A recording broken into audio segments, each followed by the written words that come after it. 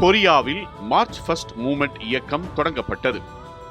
1919ஆம் ஆண்டு மார்ச் 1 அன்று கொரியாவில் மார்ச் ஃபர்ஸ்ட் மூவ்மெண்ட் எனப்படும் வரலாற்று முக்கியத்துவமான மக்கள் எழுச்சி தொடங்கியது. இது ஜப்பானிய காலனித்துவ ஆட்சிக்கு எதிரான அமைதியான போராட்டமாக இருந்தது. 1910 முதல் ஜப்பான் கொரியாவை ஆட்சி செய்தது. அந்த ஆட்சியின் அடக்குமுறைகளால் மக்கள் கடும் அதிருப்தியில் இருந்தனர். இந்த இயக்கம் தேசிய சுதந்திரத்தை கோரி முன்னெடுக்கப்பட்டது. 1919 மார்ச் 1 அன்று சியோலில் சுதந்திர அறிவிப்பு பொதுமக்களிடம் வாசிக்கப்பட்டது. அதன் பின்னர் ஆயிரக்கணக்கான மக்கள் அமைதியான பேரணிகளில் கலந்து கொண்டு கொரியா சுதந்திரம் என கோஷமிட்டனர். இந்த இயக்கத்தில் மாணவர்கள், மதத் தலைவர்கள் மற்றும் பொதுமக்கள் முக்கிய பங்கு வகித்தனர். அவர்கள் ஆயுதமில்லாமல் அமைதியான முறையில் தங்கள் எதிர்ப்பை வெளிப்படுத்தினர். இது உலக வரலாற்றில் குறிப்பிடத்தக்க அமைதி போராட்டங்களுள் ஒன்றாக கருதப்படுகிறது.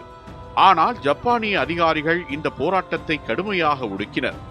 ஆயிரக்கணக்கான மக்கள் கைது செய்யப்பட்டனர். பலர் உயிரிழந்தனர். இதனால் கொரிய மக்களின் துயரம் மேலும் அதிகரித்தது. இயக்கம் முழு நாட்டிலும் பரவியது. கிராமங்களிலும் நகரங்களிலும் மக்கள் ஒன்று திரண்டு போராட்டங்களில் ஈடுபட்டனர். இதன் மூலம் தேசிய ஒற்றுமை வலுப்பெற்றது. மார்ச் ஃபர்ஸ்ட் மூவ்மெண்ட் உலக நாடுகளின் கவனத்தையும் ஈர்த்தது. கொரியாவின் சுதந்திர விருப்பம் சர்வதேச அளவில் அறியப்பட்டது. இதன் விளைவாக வெளிநாடுகளில் கொரிய தற்காலிக அரசு அமைக்கப்பட்டது.